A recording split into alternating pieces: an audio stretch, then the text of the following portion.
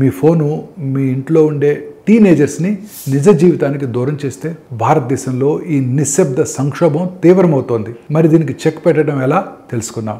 Smart phone వినియోగం దాదాపు అందరికీ సాధారణమైపోయింది. 85% కంటే ఎక్కువ గృహాల్లో ఒక స్మార్ట్ ఫోన్ ఉంది. మరియు యూత్ ఎక్కువగా మొబైల్ డేటాపై ఆధారపడుతున్నారు. ఇండియాలో యూత్ రోజుకి 6:30 నుండి 7 గంటలు సోషల్ మీడియా, గేమింగ్ లేదా స్ట్రీమింగ్ లో గడుపుతున్నారు. 9 నుండి 17 ఏళ్ల యువతలో 60% మంది రోజుకి 3 గంటల కంటే ఎక్కువ స్క్రీన్ సమయం గడుపుతున్నారు.